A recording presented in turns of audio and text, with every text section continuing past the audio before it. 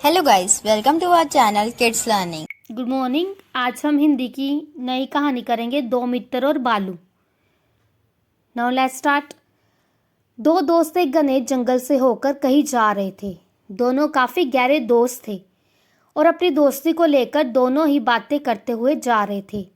जंगल बहुत ही घना था, तो उसमें एक दोस्त डर रहा था, लेकिन उसके साथी मित्र ने कहा कि मेरे होते हुए तुम्हें डरने की कोई जरूरत नहीं है, मैं तुम्हारा सच्चा और अच्छा मित्र हूँ। इतने में ही सामने से एक बड़ा भालू उन्हें नजर आया। जो दोस्त कह रहा था कि मैं अच्छा मित्र हूँ, वह भालू को देखते ही भाग खड़ा हुआ। दूसरा मित्र कहता रहा कि मुझे छोड़कर मत भागो, लेकिन वो भागते हुए एक पेड़ पर चढ़ गया। ये देखकर उसका मित्र और भी डर गया, क्योंकि वो पेड़ पर चढ़ना नहीं जानता था।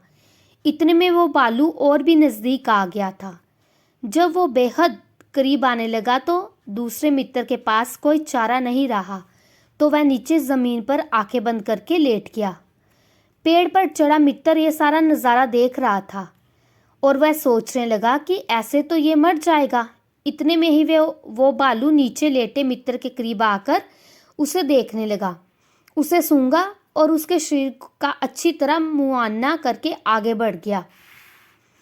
जमीन पर लेटे मित्र ने राहत की सांस ली और वो सोचने लगा कि अच्छा हुआ जो मैंने सांस रोक ली थी, क्योंकि भालू मुर्दों को नहीं खाते और वो भालू मुझे मरा हुआ जानकर आगे बढ़ गया।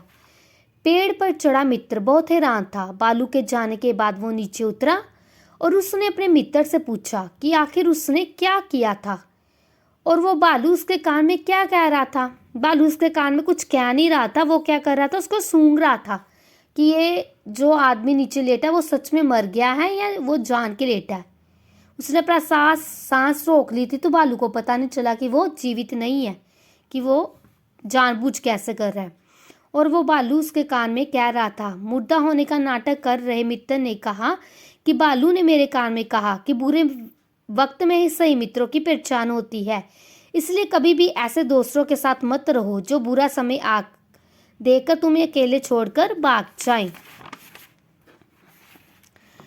और जो वक्त पर काम ही ना आए। दूसरे मित्र को समझते देर ना लगी, फिर वो दोनों आगे बढ़ गए। दूसरे मित्र को पता चल गया कि वो मेरे बारे में ही कह रहा है, क्योंकि उसने उसकी मदद नहीं की। वो खुद पेड़ पर चढ़ गया और उसको अकेला ही नीचे मरने के लिए छोड़ दिया। शिक्षा। इस कहानी से हमें ये शिक्षा मिलती है कि सच्चा मित्र वही होता है जो बुरे से बुरे वक्त में अपने मित्र का साथ नहीं छोड़ता और मुसीबत के समय अपने मित्र की मदद करता है।